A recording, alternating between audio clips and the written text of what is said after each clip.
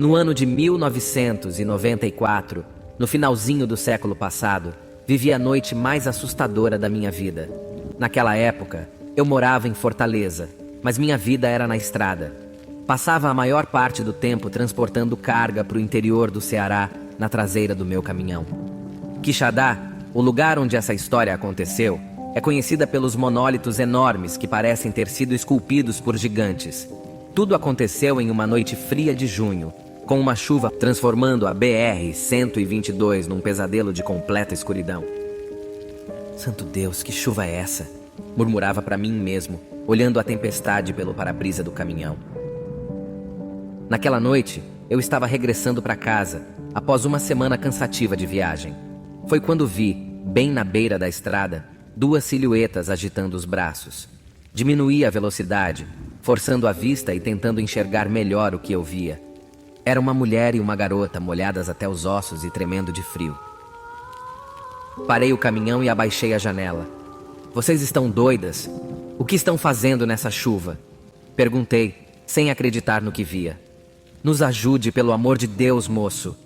A mulher me pediu, com o rosto marcado pelo desespero. Para onde vocês estão indo? Para Quixadá, moço. Só até Quixadá.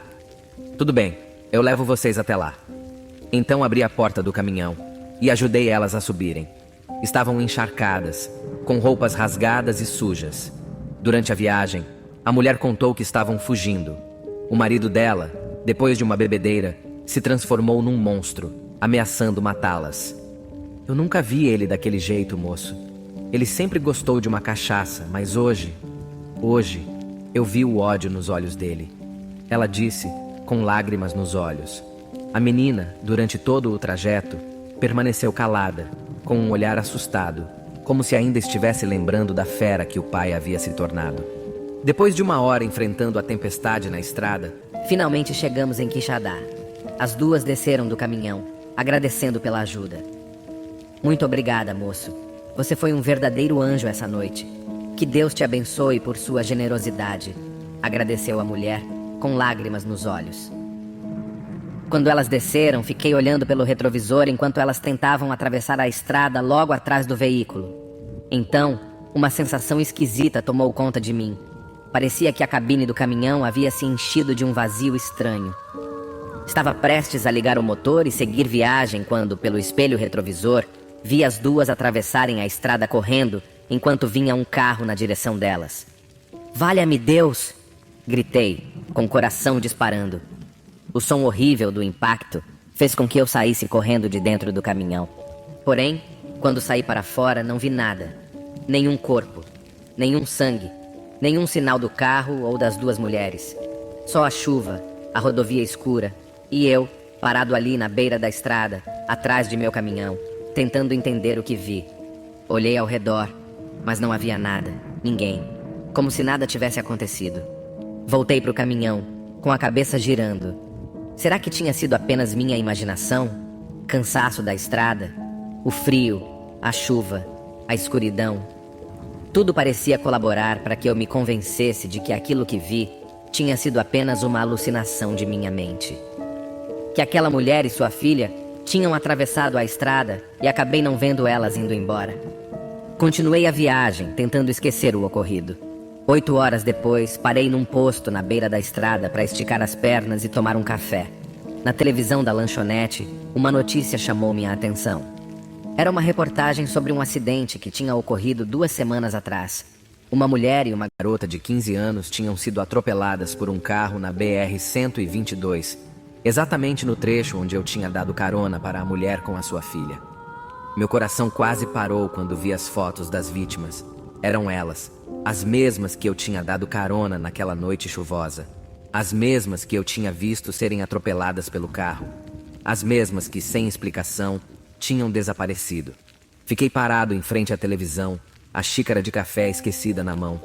As palavras da repórter se misturavam com o barulho da chuva lá fora, formando um zumbido estranho na minha cabeça.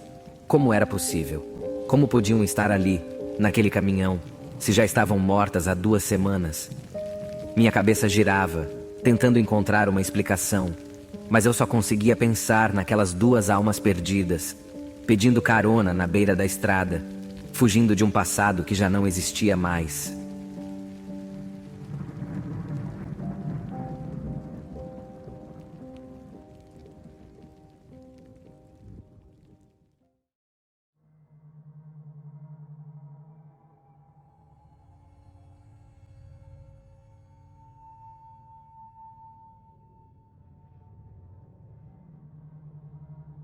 Meu primo Ricardo dirigia uma caminhonete de uma empresa que fornecia alimentos para uma cidade nas serras brasileiras, verdes e densas, que cercam Minas Gerais. As viagens eram sempre feitas ao amanhecer, para terminar antes que anoitecesse, e sempre em dupla. As estradas eram sinuosas e perigosas. No entanto, como esses alimentos seriam entregues em comunidades rurais que costumam ser muito pacatas, nunca aconteceu nada. Ainda assim, eram regras da empresa que eles tinham que seguir por segurança. Em um determinado dia, eles foram encarregados de levar móveis para um pequeno escritório de um depósito que a empresa estabeleceria de forma permanente lá em cima, em um vilarejo. Uma moça iria viver lá, gerenciando o lugar. Ela pediu que levassem tudo o que fosse necessário para começar no primeiro dia. Assim, fizeram a mudança toda de uma vez. Porém, na última viagem, não conseguiram encontrar a moça em lugar nenhum. Precisavam voltar à cidade porque a noite estava chegando, mas estavam em dúvida se deveriam trancar o lugar, se a moça tinha ido embora com a chave ou não. Além disso, eles precisavam dela para aprovar e assinar que tudo havia chegado em ordem, pois havia equipamentos de informática e outras coisas caras. No entanto, eles não a encontravam em lugar nenhum. A noite se aproximava cada vez mais. Eles precisavam voltar. Começaram a perguntar às pessoas próximas, começando pelos rapazes que ajudaram a carregar alguns dos itens pesados. Ninguém sabia de nada até que de repente um garoto apareceu correndo. Ele tinha uma mensagem para eles. Ele começou a dizer que a moça teve que ir às pressas para uma das vilas vizinhas, ainda mais acima na serra. Algo aconteceu com uma das senhoras que morava por lá. Eles precisavam dela e ela teve que ir, pedindo que ele informasse os responsáveis pela mudança e prometendo não demorar para voltar.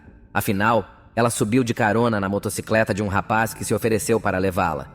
Bom, pensou meu primo, vai ser questão de esperar um pouco mais. Então o garoto ficou ali junto com eles, enquanto meu primo e os rapazes esperavam a moça, enquanto organizavam algumas coisas.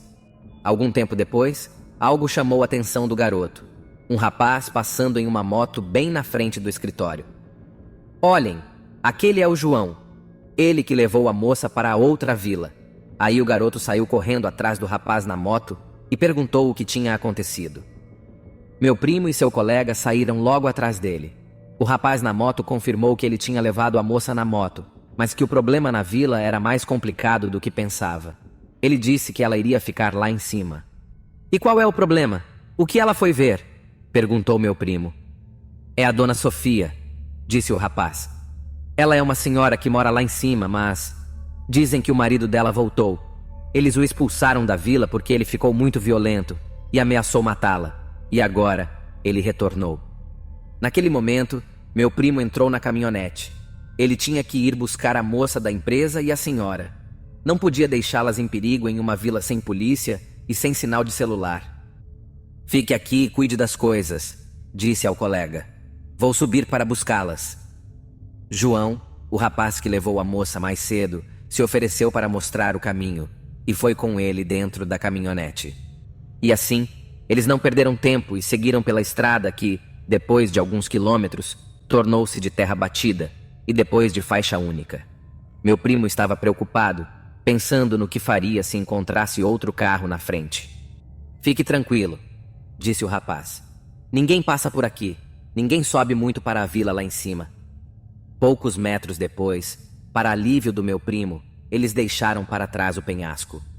Mas então se embrenharam entre as árvores, num caminho repleto de uma vegetação densa que, em certo momento, já não lhes permitia nem mesmo ver o céu. Aqui era mais do que evidente. O jovem que antes o tranquilizava estava visivelmente tenso. Não gosto de passar por aqui à noite, disse ele, com um tom de medo em sua voz. Meu primo não perguntou o porquê, não importava, e ele preferia não saber nada estranho sobre o local até que estivessem de volta. Ele sempre foi medroso e parecia melhor não pensar nisso. Quando passaram por um trecho com menos árvores que permitiam ver um pouco do céu, eles olharam ao mesmo tempo para contemplar o céu estrelado. Era deslumbrante. Então, ambos viram várias luzes voando de forma surpreendentemente rápida e alinhadas. Elas cruzaram o céu e então pareceram mudar de direção de uma maneira que não era possível para qualquer avião, helicóptero ou nave que qualquer um dos dois já tivesse visto antes. Elas mudaram de direção rapidamente e para baixo, como se tivessem caído. Meu primo freou a caminhonete, pensando que a qualquer momento ouviria o som dessas coisas colidindo com o solo. Ele só conseguia distinguir as luzes, mas sabia que elas não estavam tão distantes. Pelo que ele viu, deveriam ter se chocado com a colina, a cerca de 2 quilômetros de onde eles estavam. Não pare, não pare, disse o jovem ligando o rádio e aumentando o volume sem pedir permissão. Meu primo tirou a mão dele do rádio e disse para ele se calar. Parou a caminhonete, a desligou e desceu. Ele tinha certeza de ter visto o que poderia ter sido um acidente. Era sua obrigação saber o que havia acontecido. Ele caminhou um pouco fora do caminho para tentar encontrar um lugar de onde pudesse observar melhor, mas não conseguiu. Não via nem ouvia absolutamente nada estranho. De fato, ele percebeu que não ouvia nada, nem mesmo os sons dos animais que normalmente se ouvem claramente durante as noites naquelas regiões. Ele apressou o passo para voltar, deu meia volta e seguiu a luz da cabine da caminhonete, que estava acesa porque ele tinha deixado a porta aberta. Mas nesse momento, a luz se apagou e ele pôde ver ao longe o rapaz sair do carro e começar a fazer gestos com a mão, como quem pedisse para ele voltar rápido para o carro. Então um som começou a preencher o silêncio do local. Era uma espécie de zumbido que o fazia lembrar o som de uma colmeia de abelhas. Mas não era isso. O som começou a aumentar. Aumentava cada vez mais de intensidade. O som aumentou tanto que em certo momento meu primo, sem perceber como, já estava de joelhos apertando os ouvidos com força, tentando silenciar aquele zumbido que parecia perfurar seus ouvidos e cabeça, causando uma dor terrível. Ao longe, além do zumbido, ele pôde ouvir os gritos do rapaz perto da caminhonete, gritando de dor. E então, de repente, parou. Mesmo depois do som parar, a sua cabeça estava doendo e ele ainda acreditava que podia ouvir aquele som terrível em sua cabeça. Ele se levantou como pôde e foi até o jovem, que mal conseguia se levantar e mal o ouvia. Ele apontava que seus ouvidos doíam, e pelo sangue, meu primo percebeu que seus tímpanos haviam estourado. Ele ajudou o rapaz a entrar na caminhonete e depois entrou também. Mas o carro não ligava. Não fazia nem mesmo o som de que estava tentando ligar. As luzes não acendiam. Era como se a bateria tivesse morrido de repente. O rapaz estava em estado de choque. Meu primo estava assustado demais para pensar claramente no que fazer. Eles estavam longe de qualquer uma das duas cidades para tentar ir a pé. Eles ficaram ali, quietos, imóveis, e com medo de abrir a janela por cerca de 20 minutos. Até que viram uma luz ao longe, descendo pela estrada. Ficaram em alerta, nervosos, mas se acalmaram quando viram que era uma motocicleta velha. Um homem a conduzia. Ele estava indo precisamente para dizer a eles que a moça da empresa estava bem, mas que teria que ficar naquela vila. Para surpresa deles, o homem da moto disse que desceria com eles, que já não era hora de continuar subindo. Meu primo tentou ligar a caminhonete novamente e, para sua surpresa, logo na primeira tentativa o carro voltou a funcionar. Eles entraram com cuidado entre as árvores e conseguiram dar a volta para começar a descer. Assim que chegaram, uma senhora da vila começou a tratar os ouvidos do rapaz, sem perguntar nada, sem inferir nada, sem fazer nenhum comentário. Meu primo disse ao seu colega que eles iriam passar a noite ali, dormindo no escritório. Ele não podia dirigir mais, mas não conseguiu explicar bem por quê, embora fosse óbvio para todos que algo lhe tinha acontecido. Ele me contou essa história semanas depois do ocorrido, quando eu fui visitá-lo em sua casa. Ele estava visivelmente abalado quando me contou, e ficou claro que ele estava lutando para entender e processar tudo o que aconteceu. Durante nossa conversa, ele mencionou uma história muito parecida que seu falecido pai costumava lhe contar, e isso só tornou a situação ainda mais assustadora para ele. São 2 minutos antes da meia-noite, no coração do Pará, na cidade de Belém. Pela hora, a maioria das pessoas já estão abrigadas nas suas residências, talvez rezando o terço ou se preparando para descansar depois de um dia cheio. Era o começo dos anos 80. Naquela época, eu dirigia um Scania 112 vermelho e branco que tinha apelidado de Diabo Vermelho. Era o orgulho da minha vida e minha fonte de sustento. Já tinha corrido quase todos os cantos do Brasil naquele bicho, mas meu caminho sempre levava de volta ao Pará, minha terra natal. Eu era bem conhecido nos postos de gasolina e nos botequins de beira de estrada por onde passava. Conversa vai, conversa vem, me chamavam de Bigode. Tinha esse apelido por causa do meu bigode espesso e cheio, como o do Rivelino, aquele jogador, ídolo do Corinthians. Certo dia, tinha acabado de deixar uma carga de açaí no porto de Belém e estava me preparando para voltar para casa. Tinha um boteco, o Bar do Seu Zé, que eu sempre parava para tomar uma e comer alguma coisa antes de pegar a estrada. "Fala, Seu Zé, meu rei", chamei o dono do bar, um homem baixinho e robusto, com uma barriga que parecia que ia explodir a qualquer momento. "Me vê uma pinga e um tira-gosto aí para a viagem." Zeca me atendeu com um sorriso, como sempre. Ficamos ali, jogando conversa fora, quando um sujeito chamado Tião, que eu nunca tinha visto antes, se aproximou. Ele era um cara estranho, magro como um palito e pálido como cera. Tinha olhos fundos e uma aparência que dava até um arrepio. "Com licença, é você que é o Bigode?" Ele começou, com uma voz que parecia mais um sussurro. "Eu me chamo Tião. Ouvi dizer que você está indo para a estrada agora. Preciso de uma carona até a próxima cidade. Posso ir contigo?" Eu nunca fui de negar ajuda a ninguém. Então, concordei, embora algo me dizia que aquele sujeito não era de confiança. "Sem problema, te dou uma carona", respondi, tentando parecer amigável. "Só deixa eu terminar minha pinga aqui que a gente pega a estrada." No fundo, eu estava com um mau pressentimento sobre aquele homem, mas não dava para voltar atrás agora. E mal sabia eu que aquela seria a viagem mais assustadora da minha vida. Assim que terminamos nossas bebidas, paguei a conta e saímos do bar. O Diabo Vermelho, meu caminhão, estava parado no acostamento, refletindo a luz da lua na lataria vermelha. Entramos e iniciamos nossa jornada pela BR-316, que àquela hora estava tão escura que parecia engolir a estrada. "Você é de onde, Tião?" perguntei, tentando quebrar o silêncio. "Sou de um lugar que você não conheceria, Bigode." Ele respondeu, olhando fixamente para a estrada. Sua voz tinha um tom estranho, quase sobrenatural, que fez um calafrio correr pela minha espinha. Seguimos viagem e a atmosfera dentro da cabine do caminhão estava cada vez mais pesada. Não demorou muito e comecei a ver vultos nas margens da estrada. Pareciam pessoas, mas sumiam tão rápido que era difícil ter certeza. "Você tá vendo isso, Tião?" perguntei com minha voz tremendo um pouco. Tião apenas acenou com a cabeça e continuou olhando para a frente. Estava tão pálido que parecia um fantasma. Eu estava começando a suar frio.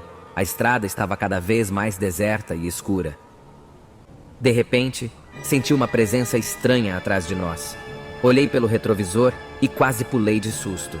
Uma criatura escura e gigantesca estava seguindo nosso caminhão, com olhos vermelhos como brasa. Essa coisa tinha um corpo de um cão gigante e peludo, mas tinha a cabeça de um touro. "Mas que diabos é aquilo, Tião?"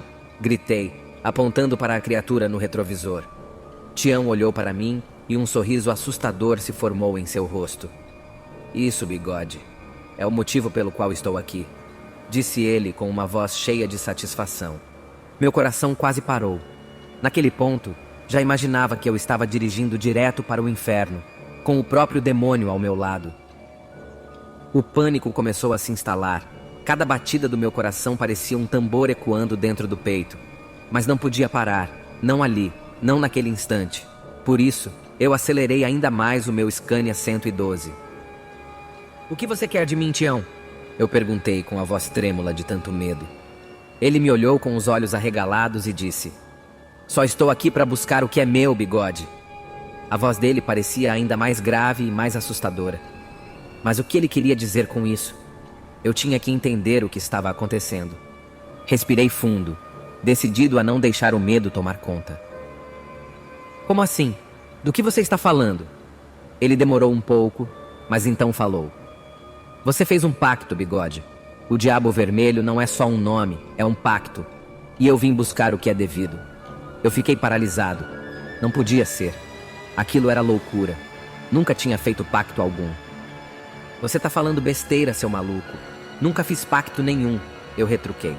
Mas ao invés de responder, Tião apontou para o retrovisor.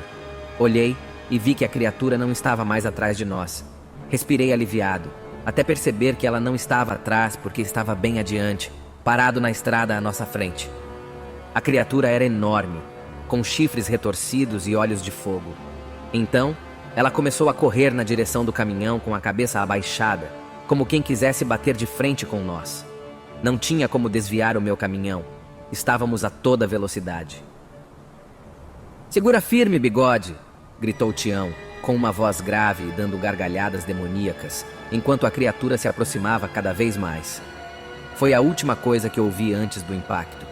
O mundo girou e tudo ficou escuro.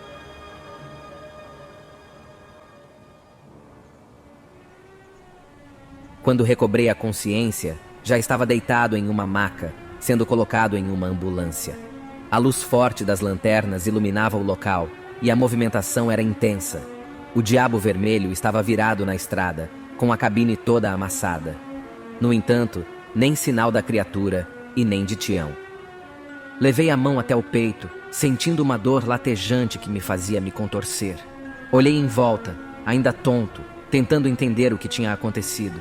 Tudo parecia surreal, um pesadelo perturbador. Passei os próximos dias no hospital, me recuperando do acidente. Na minha cabeça, ainda ecoavam as palavras de Tião e o rosto horrível da criatura que tinha surgido na estrada. Enquanto estava internado, perguntei para uma das enfermeiras sobre o homem que estava comigo no caminhão. E ela me disse que eu tinha sido o único resgatado no local do acidente, que o socorro não encontrou mais ninguém no local. 2 semanas depois, liguei para seu Zé, o dono do bar. Precisava saber se Tião era real ou apenas fruto da minha imaginação. E para confirmação de toda aquela loucura, ele me disse que eu tinha ido embora sozinho do bar naquela noite.